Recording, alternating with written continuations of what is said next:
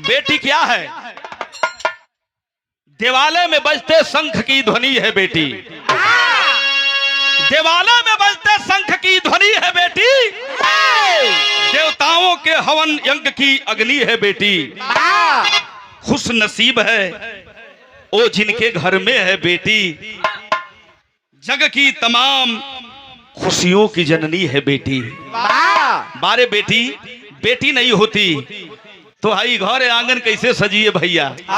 वो बिटिया रानी के लिए इतने जितना ये महफिल में लोग बैठल हुआ, बेटी क्या है ये गीत सिद्ध कर देगी। और बेटा क्या है कैसे मास्टर?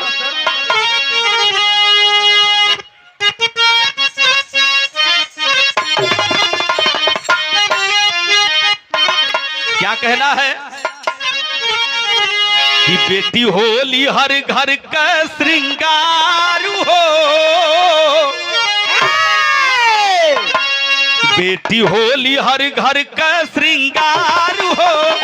बेटा स्वाभिमान के मूर्तिया।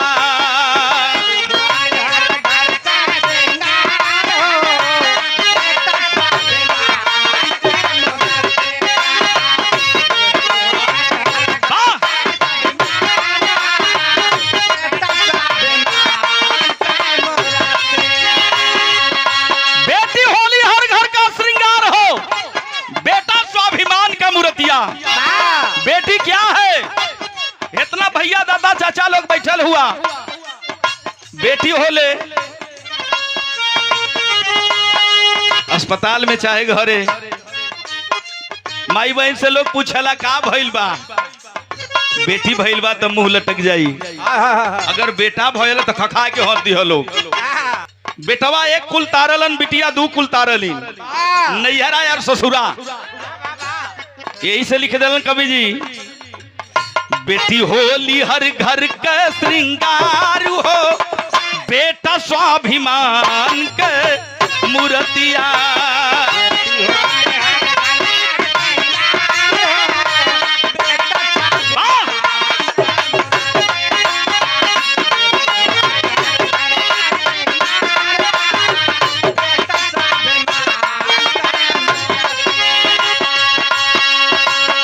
एक निवेदन है आप लोगों से, बेटी के दहेज खातिर कौनो कारण खातिर मारी मत। बेटी ही दहेज है, बेटी ही धन है, लक्ष्मी है। तो कहना है आखिरी लाइन, बेटी के बेटी समझी गर्भ में ना मारी। गर्भ में ना मारी।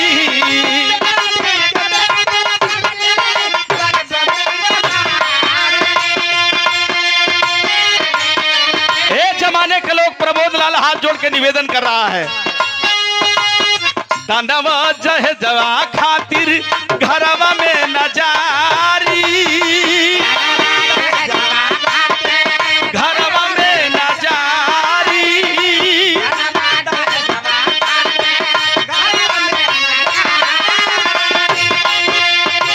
दानव जहजवा खातिर घरवा में न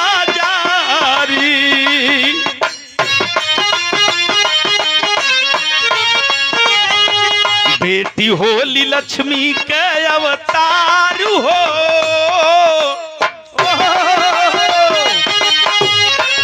बेटी होली लक्ष्मी के अवतार हो। बेटा स्वाभिमान के मूर्तिया।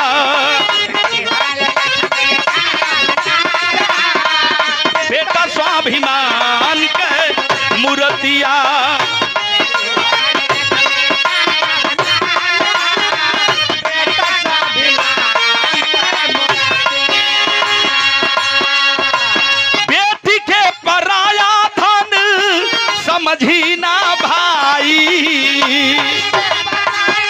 बेटी को कभी पराया मत समझना जमाने के लोग। बेटी लक्ष्मी है, रणचंडी है, काली है, दुर्गा है। अगर जेकरे बेटी ना हो से पूछा, बिना कन्यादान तो न रही जाई अधूरा। अधूरा रही जा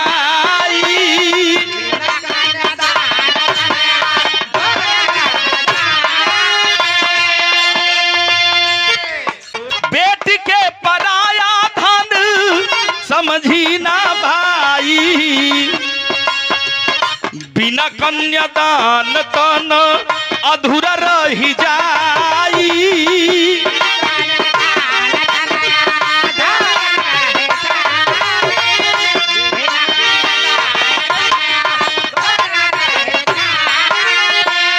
बेटी के पराया धन समझी ना भाई,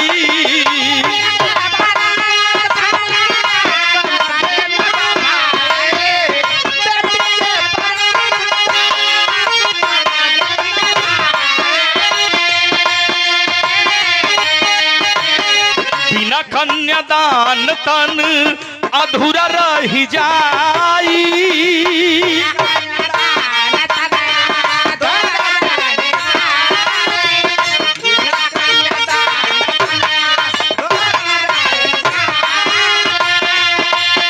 अरे बिना कन्यादान तन अधूरा रही जाई।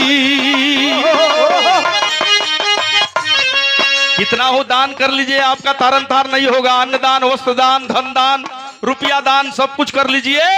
जो कन्यादान नहीं किया उसका उद्धार नहीं हुआ।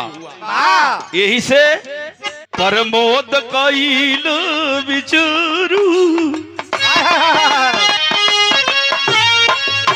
प्रमोद कइला विचारू हो, बेटा स्वाभिमान के मूर्तिया।